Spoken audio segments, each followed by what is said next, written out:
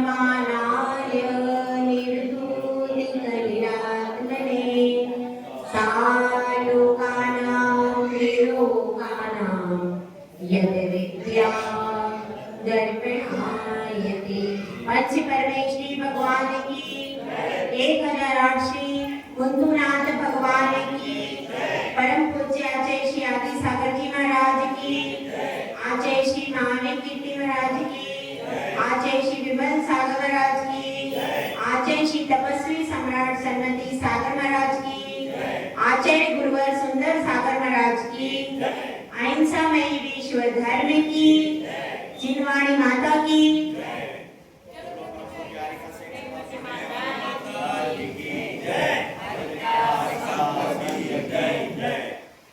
धर्म प्रेमी भव्यात्माओं,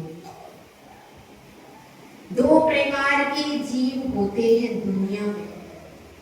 एक शरीर के स्तर पर जीने वाले और एक आत्मा के स्तर पर जीने वाले।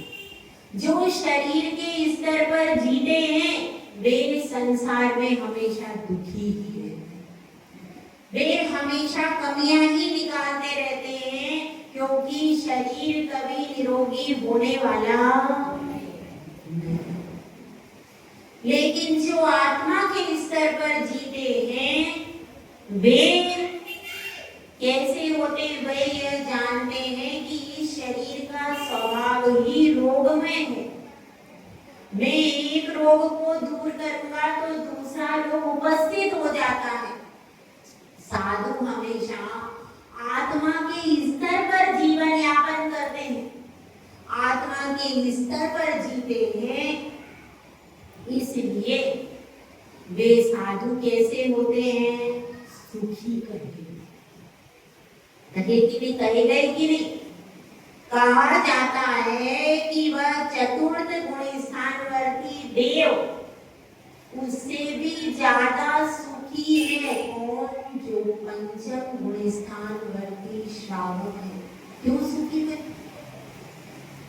इसलिए सुखी है कि शरीर सुख देने वाला नहीं है, सुख देने वाला तो आत्मा का ध्यान है, भेद विज्ञान है। और भेद विज्ञान के साथ में जब वह संयम के मार्ग पर बढ़ता है तो संयम का आनंद आता है, संयम का आनंद आता है। और वह संयम का आनंद उस देव के जिसको शरीर में कोई रोग नहीं है, विषय भोगों के लिए जो तृप्त है, जिसको कोई भोजन करने की जरूरत, एक से एक सुंदर अप्सराएं जिसके सामने खड़ी हैं, वह भी कैसा है, संयम के बिना सूना है, दुखी है। लेकिन इसको कौन जान पाता है, जो आत्मा के स्तर पर जीने वाला है वही यह जान पाता है कि संयम में आनंद है। जो शरीर के स्तर पर जीता है वह संयम में आनंद नहीं मान सकता, वह तो शरीर के रोग के क्षय होने में आनंद मानता है। इसलिए हम कह रहे हैं दो प्रकार के जीव हैं। एक जीव जो शरीर के स्तर पर जीता है, कभी ना कभी कोई ना कोई रोग होने वाला ही है, वह कभी भी सुखी नहीं हो सकता। लेकिन जो यह जानता है कि यह तो शरीर रोगमय है, इसमें रोग होते ही रहेंगे, वह सुखी हो जाता है कि अरे मेरे पास जो आत्मा है वह हमेशा निरोगी रहेगी, तो कोई भी रोग कभी भी, तो वह सुखी हो जाता है। और वह सोचता है इस रोग का निदान कर लूंगा तो मैं सुखी हो जाऊंगा। जब तक रोग का उपचार करता है दूसरा रोग आकर के उसको पकड़, तो वो सुखी कभी भी नहीं हो पाता है। इसलिए यहाँ पर जो प्रोषदोपवास की बात चल रही है वह किसके लिए है, आत्मा के स्तर पर जीने वाले ही प्रोषदोपवास व्रत का आनंद भी कर लेता है देखा देखी में, अन्य भी धर्म में लोग कर लेते संप्रदायों में, लेकिन वो उस उपवास का आनंद नहीं ले पाते। उपवास शब्द का अर्थ क्या है? क्या है भैया? उप मतलब निकट नहीं, उप मतलब निकट होता है और वास मतलब रहना, निकट में रहना, बस इतना ही अर्थ है उपवास का। आत्मा इसमें है ही नहीं, तो निकट में रहना, तो किसके निकट में रहना? अपनी आत्मा के निकट में यदि हम रहे तभी हमारा उपवास करना सार्थक हुआ। और यदि हम उपवास करके आत्मा से दूर हो गए और ज्यादा परेशान हो गए तो उपवास करना सार्थक। इसीलिए कहा गया है कीजिए शक्ति प्रमाण, शक्ति बिना श्रद्धा धरे। अगर आपकी एकाशन की शक्ति है तो क्या करो? तो एकाशन करो। यदि आपकी शक्ति नहीं है तो फिर एकाशन भी मत करना, क्योंकि शक्ति से अधिक, शक्ति से ज्यादा भी नहीं करना और शक्ति से कम भी नहीं करना। जितनी शक्ति है उतना करो, ठीक है। अब इसमें बात क्या आ रही है? आगे बता रहे हैं कि उपवास के दिन क्या करना चाहिए। उपवास के दिन करने योग्य कर्तव्य कितने हैं और कैसे करना चाहिए, ठीक है। गाथा नंबर अपनी है 108 नंबर पर पहुंच गए। 108 बहुत शुभ है। 108 प्रकार के पाप होते और 108 गुण होते मुनियों के, तो उसमें भी यहाँ पर 108 गाथा में बहुत पते की बात बताई है। वो क्या बताई है अपन पढ़ते हैं। धर्मामृतम सतृष्णाः श्रवणाभ्याम पिबन्तु पाये द्वान्यान् ज्ञान ध्यान परो भाव भवतु वसन् तन्द्रालुः। अब इसमें बताया गया है धर्मामृतम सतृष्णा, जो वह दिन भर क्या करे? उपवास कर लिया है, उपवास करने के बाद में क्या करे? धर्म रूपी अमृत को पिए। कैसे? सतृष्णा, तृष्णा के साथ में, प्यास के साथ में। यदि आपको प्यास नहीं लगी है तो आप पानी की तरफ उत्साहित होगे क्या? कभी भी नहीं। प्यास लगने के बाद ही आप पानी पीने के लिए जाओगे। इसीलिए यहाँ पर कहा है सतृष्णा, जिसको प्यास लगी। आप लोगों को प्यास लगी क्या?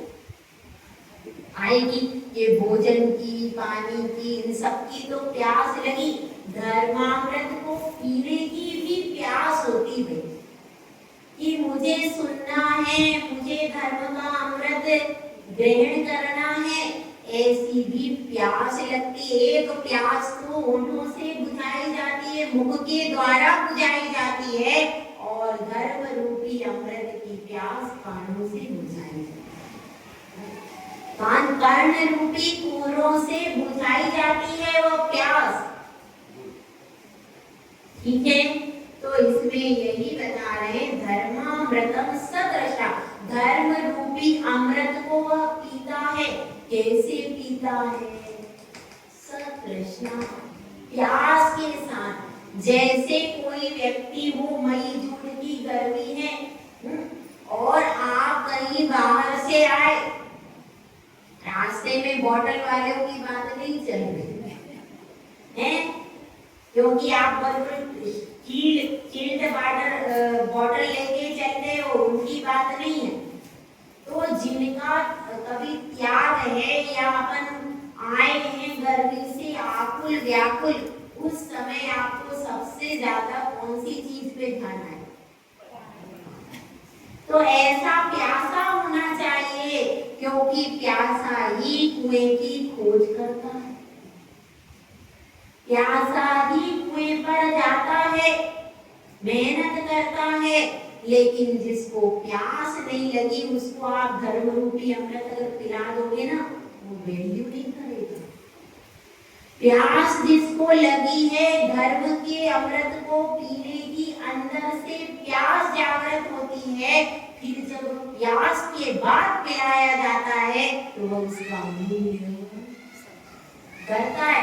और जब तो भाई वही तो प्रवचन हो रहे क्या है, क्या सुनना रोज रोज, बैठ जाओ घर में, टीवी पे नया सीरियल आता है, उसमें भी वही पुराना पुराना दिखाते।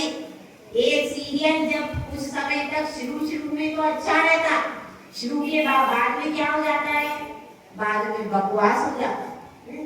लेकिन क्या लगता है, अरे नया सीरियल आ रहा है, क्या करना है, वहां प्रवचन में रोज रोज वही तो प्रवचन होते, बैठ जाओ घर में। प्यास लगी अभी नहीं, जब प्यास लगती है तो अपने आप आपको लगता है कि नहीं प्रवचन हो रहे हैं, हम सुनने के लिए जाएं। अंदर से ललक लगती है, अंदर से ललक होना चाहिए, इच्छा होना चाहिए। और प्यास अंदर से जब लगेगी और आप धर्म रूपी अमृत को पियोगे तब आनंद आएगा। और अगर प्यास नहीं लगी और ठीक है बैठे रहते इधर देख रहे हैं उधर देख रहे हैं, ठीक है टाइम पास करना, टाइम पास करोगे तो आपको आनंद आने वाला कभी भी नहीं है। जिस प्रकार से हम बहुत प्यासे होते और उस समय अपने को एक गिलास पानी भी कैसा लगता है, अमृत जैसा।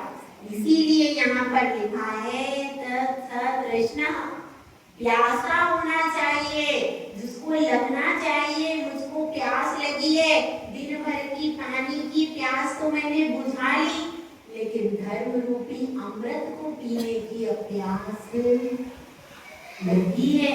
वो जो आप पानी पीते हो अनादिकाल से अब तक कितना पी चुके भाई, बताओ भाई, सागरों पर्यंत पी चुके, लेकिन उससे प्यास बुझी नहीं। लेकिन ये जिनवाणी माता का अमृत है, अगर आप ये अमृत पी लेते हो तो आपकी भव भव की प्यास इससे शांत हो जाएगी। इस अमृत में ऐसी शक्ति है कि आपके भव भव के दुख कैसे हो जाते हैं, नष्ट हो जाते हैं। जिन वहन मोसह मिणम ऐसा भी आता है, जिन वचन जो हैं ये औषधि रूप है, अमृत रूप भी आते हैं और औषधि रूप भी आते हैं। तो इसके अमृत जिस प्रकार से कोई अमृत पी लेता है तो उसको लंबे समय तक प्यास नहीं लगती, उसी प्रकार से जिसने जिनागम रूपी अमृत पी लिया है तो उसके भव भव भ्रमण का सारा चक्कर कैसा होता है, छूट जाता है। सारे दुखों की एक दवा है, क्या, जिनवाणी का अमृत। इतना महान है यह जिनवाणी का अमृत, लेकिन पिए कौन, जो प्यासा हो। अगर आपको प्यास लगी है तभी अमृत को पीना, जबरदस्ती से पीने वाला कभी भी तर नहीं सकता। करेगा कौन, जिसको प्यास लगी, जिसको इच्छा हुई मुझे जिनवाणी सुनना, जिसको इच्छा अंतरंग से हुई है, बाहर के दिखावे वाला नहीं, अंतरंग से इच्छा हुई है वह पिएगा तो उसको तृप्ति हो जाए। ठीक है, और क्या करना चाहिए, ज्ञान ध्यान करो, वाह, ज्ञान में रहो, या तो ज्ञान और अज्ञान कर मतलब शास्त्र का अभ्यास करते रहो दिन भर, अथवा क्या करो, आत्मा का ध्यान करते रहो, पंच परमेष्टि का ध्यान करो, नमोकार का ध्यान करो, अथवा एक तीर्थंकर के पंच कल्याण का भी ध्यान करो। जैसे आपने आदिनाथ भगवान के कल्याण का, जन्म कल्याण का विवरण पढ़ा, विवरण पढ़ने के बाद अब आंख बंद करके उस विवरण को दोहराओ। कैसे भगवान जा रहे हैं पांडुप शिला पर, कैसे अभिषेक, ये क्या है, भगवान के कल्याण को का भी क्या होता है, चिंतन होता है, ध्यान होता है। ये भी ध्यान है, पंचपरमेष्ठी का ध्यान है। तो ये ध्यान भी किस तरह से कई कई प्रकार के ध्यान कर सकते हैं। तो क्या करना है, या तो ज्ञान अर्जन करो या फिर ध्यान करो, लेकिन व्यर्थ की चर्चा उपवास में मत करो। अरे उपवास था तो क्या करें, सहेली क्या चले गए, ऐसा नहीं करना। दिन भर आप जितना, क्योंकि देखो आप लोग श्रावकों के पास समय वैसे ही कम है, समय मिलता नहीं है, और बड़ी मुश्किल से उपवास का अवसर आया और उसमें भी आपने अपना अमूल्य समय इधर उधर की चर्चा में लगा दिया, तो आपको तो आगे अवसर मिलने वाला नहीं है। तो उपवास के दिन आपको पुण्य कमाने का अवसर मिला है, तो उस अवसर का लाभ उठाने में समझदारी है। ठीक है, तो अब इसमें समझ लेना, भवतु को वसन्न तंद्रालु, अवसन्न मतलब कैसा रहना चाहिए उसको, अतंद्रालु, नींद का त्याग करना चाहिए। ऐसा नहीं है कि भाई उपवास कर लिया, सुबह से 10-11 बजे सो गए, सुबह 6-7 बजे उठ गए, हो गया उपवास, ऐसा नहीं। रात्रि में तो चलो, रात्रि तक तो कोई ऐसा नहीं हो सकता, वैसे तो बताया है रात्रि भी जागरण करने का प्रयास करना चाहिए, लेकिन चलो रात्रि में नहीं हो सकता है, कम से कम दिन में तो ऐसा ना हो कि पूरे दिन ही वो सोता रहे। कुछ लोग ऐसा भी करते, बच्चे लोग जो रहते क्या करते, उपवास कर लिया और दिन भर सो गए, या टीवी देखते रहे दिन भर, टीवी में टाइम पास हो गया, वो भाई हो गया हमारा। ऐसा नहीं है। जो क्रिया बताई, या तो जिनवाणी को सुनो, सुनाओ, अथवा स्वयं अध्ययन करो, अथवा ध्यान करो, इसके अलावा और कोई क्रिया करने योग्य नहीं है। पूजा तो आपको करनी है, पूजन और जाप, जाप कितने बार करना चाहिए, पूजन तो सुबह कर ली, और फिर जाप करो, जाप कितनी बार करना चाहिए व्रत की, बताओ भाई, 3 बार करना चाहिए कम से कम, 3 बार सामायिक भी करना चाहिए उपवास के दिन, कम से कम 2 बार तो करना ही चाहिए सामायिक, उपवास के दिन 2 बार कम से कम सामायिक करना चाहिए, और जाप 3 बार देना चाहिए। कुछ लोग सिर्फ 1 बार सुबह पूजा के समय दे देते हैं, बस शाम को कुछ भी नहीं करते, मगर उपवास के दिन कम से कम शाम को भी आपको सामायिक करना चाहिए, जाप करना चाहिए, क्योंकि देखो कम से कम 2 टाइम सामायिक उपवास के दिन तो करना चाहिए। तो इसलिए यहाँ पर बता रहे हैं कि उसको ऐसा नहीं कि निद्रालु हो जाए, आलस्य को, प्रमाद को छोड़ देना चाहिए, वो प्रमाद को छोड़ करके ज्ञान ध्यान तप में ही लगे रहना चाहिए। अब प्रोषद और प्रोषदोपवास का लक्षण इसमें बता रहे हैं आगे की कथा में। चतुराहार विसर्जन, उपवास प्रोषद सकृत भक्ति, सप्रोषदोपवासो यदुपोष्यारम्भकान् चरति।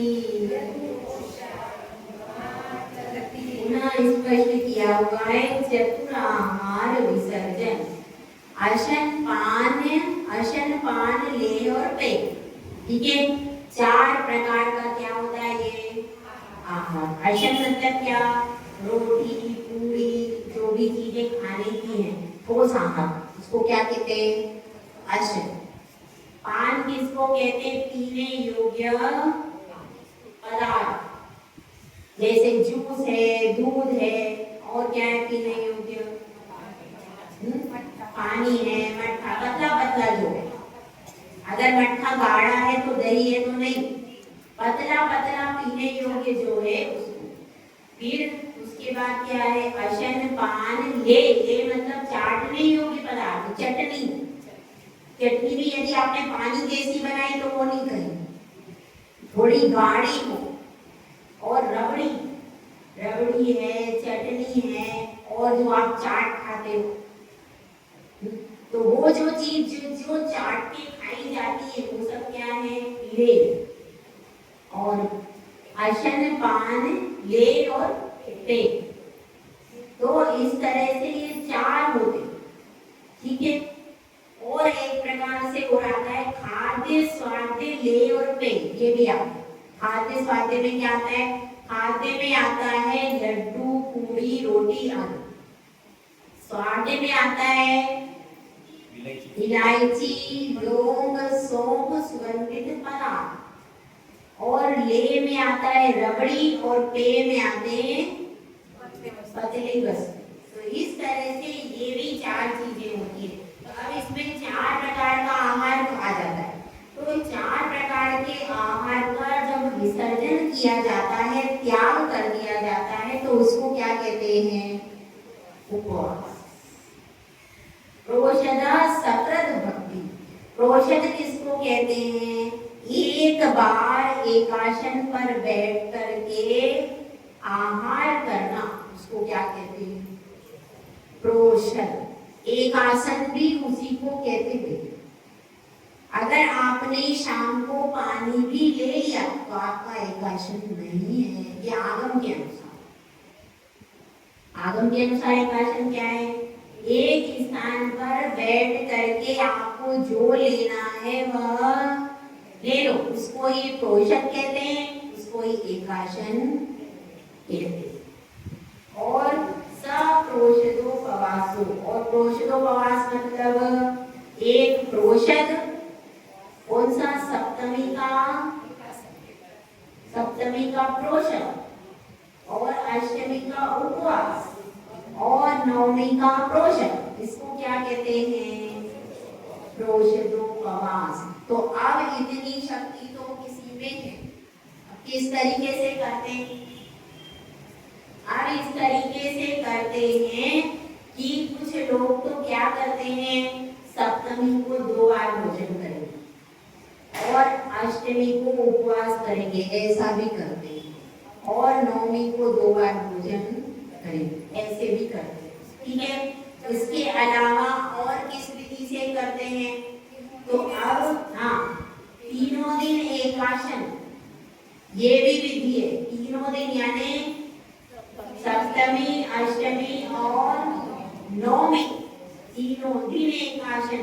और किस तरह से करते हैं, ऐसे भी करते हैं कि सप्तमी को सुबह पूरा भरपेट भोजन कर लिया, शाम को पानी दूध ले लिया, और फिर अष्टमी को उपवास, ऐसे भी करते। तो इस तरह इसमें कई वेरिएशन अब हो गए। हाँ, उसमें अपने अपने, क्योंकि भाई अब आजकल वेरिएशंस बहुत सारे हो गए, तो कम से कम एकासन तो करो। कुछ लोग ऐसे भी करते हैं कि सप्तमी को 2 समय भोजन किया और अष्टमी को केवल एकासन कर लिया, और नवमी को 2 बार भोजन, ऐसा भी करो। तो ये इसमें वेरिएशन है, कम से कम एकासन तो करना ही चाहिए। अष्टमी और चतुर्दशी को कम से कम एकासन तो करना ही चाहिए। और आपको शक्ति नहीं है तो सुबह अन्न का 1 बार भोजन कर लो, शाम को दूध पानी कम से कम ले लो। लेकिन ऐसा नहीं करना कि शाम को हमको मेवा खा लिया कुछ, तो अब क्या होगा, घर में क्या होगा, भाई उपवास करती है श्रीमती जी, तो क्या करो, 250 ग्राम नमक लाओ और बादाम लाओ और काजू लाओ, तो क्या होगा, उपवास में क्या होगा, बिल बढ़ जाता भैया उपवास में। क्यों? क्योंकि भाई शाम को मेवा खाती है। तो ऐसा अगर किया जा रहा है तो खर्चा भी बढ़ जाएगा और पेट भी परेशान। तो एक दिन आपको थोड़ा सा इंद्रियों को कंट्रोल करने के लिए उपवास कहा है, उसमें ऐसा नहीं करना कि अपन 1 लीटर दूध पी ले, ऐसा नहीं। मतलब जो अन्न का तो त्याग किया लेकिन बाकी चीजों से पेट एकदम टंकी फुल, ऐसा नहीं करना। हाँ? तो यह भी उपवास करते हैं लोग शाम को, पर शाम को भी भरपेट कर, दूसरी जरूरी नहीं है कि रोटी से पेट भरे, दूसरी से अगर कर लिया तो फिर आपका वो उपवास सार्थक पोषक नहीं हुआ।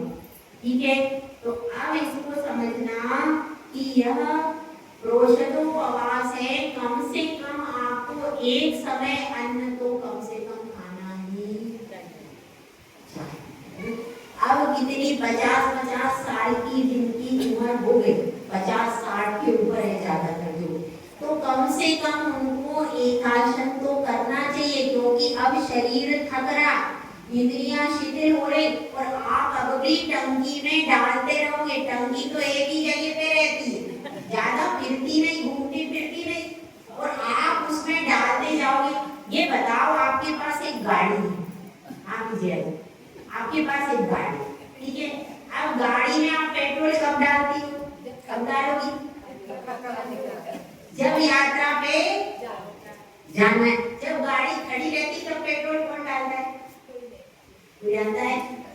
तो इसलिए समझो कि अपनी गाड़ी खड़ी है, अब अपनी गाड़ी ज्यादा चलने फिरने वाली नहीं है, तो उसमें ज्यादा अपन पेट्रोल डाल देंगे तो क्या हो जाएगा?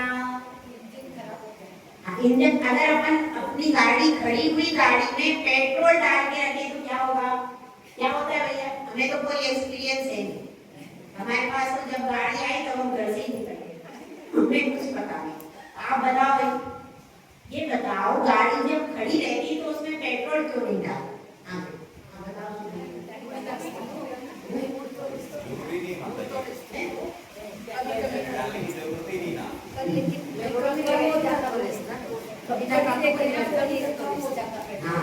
उसको जब गाड़ी खड़ी रहती है तो उसमें पेट्रोल डालेंगे तो क्या हो जाएगा? वेस्ट हो जाएगा। इसी तरह से सोचो, हमारी गाड़ी खड़ी हुई है, कहाँ जाते हैं? यहाँ से मंदिर, बस है। जब हमारी गाड़ी थोड़ी चलने में कम हो गई तो अपना पेट्रोल भी धीरे धीरे कम कर दो, क्योंकि अगर पेट्रोल अपन ने कम नहीं किया तो क्या होगा? धीरे धीरे इंजन खराब हो जाएगा, क्योंकि उसको चलने के लिए अब जितनी पावर पहले अपनी गाड़ी झेल लेती थी, क्यों? क्योंकि अपनी गाड़ी चलती रहती थी, दौड़ती रहती थी। अब अपनी गाड़ी के पहिए ज्यादा दौड़ना बंद कर ले तो अपने को पेट्रोल भी लिमिट का डालना पड़ेगा। ठीक है, समझ में आया? इसी तरह से अपने शरीर रूपी गाड़ी भी 40-50 साल तक तो खूब अच्छी दौड़ती है, उसके बाद क्या हो जाता है? उसके बाद वो धीरे धीरे उसके पहिए घिस जाते। अब पहिए घिस जाते तो वो चलती वो कैसी चलती है? दौड़ती चलती है। देखो, अब गाड़ी जब ऐसी चलती है तो उसको अपन ज्यादा दौड़ा नहीं सकते, उसको कम कम चलाते। भैया ये गाड़ी पुरानी जिसकी हो जाती है सर्विसिंग में डाल दे तो उसको दोबारा सर्विसिंग, अब इसमें दोबारा सर्विसिंग की तो सिस्टम है ही नहीं। ये गाड़ी तो एक बार जैसे मिल गई तो अब आपको 70 साल 80 साल जितनी भी उम्र है गाड़ी वैसी रहेगी, उसमें चला। हाँ, घर्षण और कमी और हो सकती है, पर बढ़ोतरी जवानी वापस आती है क्या? आती मुझे लगेगी जवानी वापस आती है क्या? नहीं आती। इसी तरह इस गाड़ी की सर्विसिंग नहीं होती, इसलिए इसमें लिमिट का पेट्रोल डालो, जितना आप चल सको, फिर सको, और जितना वो क्या हो जाए, हाँ, उपयोग हो जाए उसका पेट्रोल का, तो वह गाड़ी आपकी सही बनी रहेगी। और अगर आपकी गाड़ी एक स्थान पर बैठी हुई है और आप उसमें पेट्रोल डालते रहोगे तो क्या हो जाएगा? इंजन बस्ट हो जाएगा, चल भी फिर बिल्कुल ही नहीं चल पाएगी। ठीक है, तो इसलिए अपने को ध्यान रखना। इसलिए बताते हैं कि जैसे जैसे उम्र बढ़ती जाए वैसे वैसे आहार का प्रमाण कम करते जाओ, और गरिष्ठ वस्तुओं का प्रमाण धीरे धीरे कम करते जाओ, तो क्या होगा, आपकी गाड़ी स्वस्थ चलती रहेगी। तो इसलिए हम सबको प्रोषदोपवास पर ध्यान देना चाहिए। 5-6 दिन यदि भोजन करते हैं तो एक दिन रेस्ट चाहिए, गाड़ी को भी रेस्ट कराते हैं। भैया चलते चलते थक गई है, अब इसको क्या करेंगे, रेस्ट करेंगे। हर चीज को रेस्ट कराते, मशीन को भी रेस्ट कराया जाता है। पूरे 24 घंटे मशीन भी नहीं चलती, चलती है क्या, नहीं चलती। तो जिस तरह से मशीनों को भी रेस्ट कराया जाता है, तो हमारा शरीर भी एक मशीन है, तो इस मशीन को भी 6 दिन चलाओ, एक दिन रेस्ट करो। तो उस दिन इसमें ज्यादा माइल नहीं जाएगा, तो कैसा होगा, ये आराम से चलती रहेगी। और आज माता जी का जन्मदिन है कि नहीं, है ना, तो माता जी का जन्मदिन है, माता जी का जन्मदिन है, तो इसके अवसर पे